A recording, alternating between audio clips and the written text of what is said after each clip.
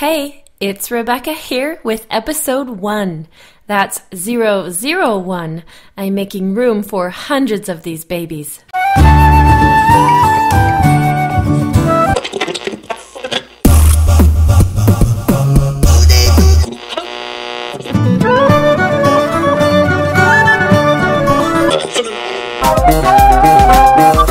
Learning to play the flute will put you in a good mood for the rest of the day because the flute is the most cool, the most fun, the most beautiful of all instruments in the whole world. We're here to tell you you can do it, and Rebecca will show you how, step by step all along the way. She's a curly-headed blonde with a talent for teaching.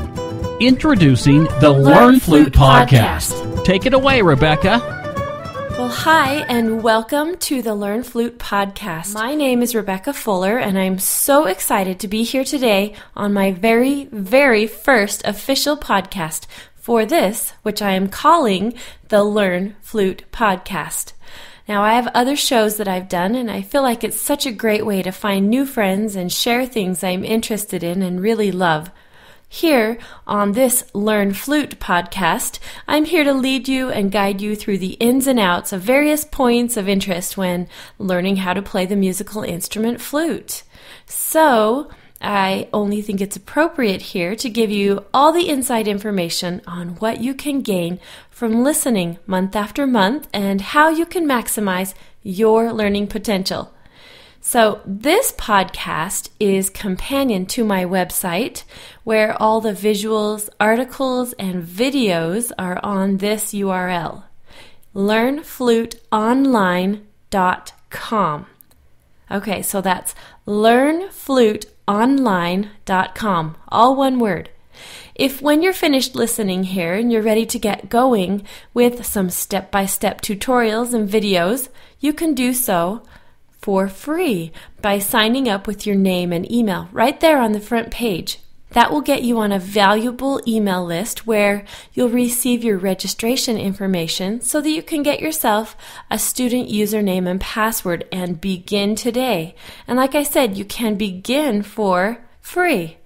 I'll explain some more about that later, but basically, for this podcast, I wanted another way to reach my audience. And I know with all the smartphones, computers, iPads, and tablets that this is a great way to help you maximize your time and strengthen your learning ability. If by chance you have a commute, or maybe you're a walker or a runner like I am, you'll really enjoy listening to the information that I'm going to be presenting here. So just to make it clear, the information on this podcast is not the same information that you receive on my free ongoing email series. And for sure, it's not the same information that you get in the video lessons. But I'm sure you'll find it valuable and possibly entertaining as well. So, if you are a current learner of this instrument, or you'd like to be, listen on. Now, I understand that when listening to a podcast, just as you are right now, you have no visuals of what I'm talking about. And maybe you're even wondering how you can learn from just listening to the information I present here. Well, the answer to that is you can't entirely, but that's okay because there are so many avenues and exciting subjects that go along with learning to play the flute that you'll find this podcast very valuable as well. So, come back regularly, put this podcast in your feed on your phone or your iPad or computer or whatever it is that you listen in on, and join the flute fun. So, the first thing that I need to clarify is the exact instrument that I teach here. Now, this is the flute, and there are many different types of flutes in this world. Some of them are made of wood or bamboo, some are plastic or made of other materials. By definition, a flute is an instrument that's made from a tube with holes along it that are stopped up by the fingers or keys. You could hold it vertically or horizontally, with breath blown into or across it. But I've always made this rule of thumb. An actual flute has the air blown across a mouthpiece of some sort. So that part of the airstream is directed into the hole and the rest moves across the mouthpiece and disappears into the room. Now, an instrument that is placed in the mouth and blown into, meaning all of the air goes in the hole, is not really a true flute. That would be a whistle or a recorder or something of that sort. So, let me give a quick description of what instrument we are learning about here. So picture it. This flute is usually silver in color. It's usually made of metal and is silver-plated or even solid silver. And of course, for a hefty price, you could also get one made out of gold as well. Okay, I have a story for you now. I have a friend who, at a very, very young age, heard the sound of the flute on the radio. And he used to tune in often, hoping to hear the instrument often. He didn't even know what instrument it was. He just knew he liked the way it sounded and that it created a super strong desire in him to learn how to play it himself. He asked around and learned that it was called the flute. Well, excited that he was entering the age in school that he could choose an instrument and learn it, he declared that he would play the flute. Well, the day came for him to go to the music store to pick up his flute, and in complete, excitement and anticipation, he rushed in and breathlessly told the store owner that he was there to see a flute. Well, the man brought the small rectangle case to the countertop and opened it, presenting a beautiful shiny silver flute with lots and lots of buttons and keys on it. Well, my friend actually just stared in horror, and then he spread his fingers wide and started counting them out loud. 1, 2, 3, 4, all the way up to 10. And then, in a quiet voice, he meekly looked up at the salesman and said, "I think I'll take a trumpet, thank you." So seriously, he changed his mind because of the intimidating number of buttons and keys. Well, the story does go on, and later in his life, he did pick up the flute, and he's actually quite famous now. But it's a pretty funny story how he started his musical career with a trumpet because he was really worried about how many buttons there were. There are way more keys on it than you even have fingers, but no worries. I know what every single one is for, and I can teach you how to use each one appropriately in a super easy step-by-step manner. It's actually my gift. I teach the very young, the in-between, and the very old. And guess what? You can all do it, and you can all enjoy it. On my LearnFluteOnline.com website, I have a section just for my online students, whether they're in the free level or in the paid gold level, and on into the intermediate level as well.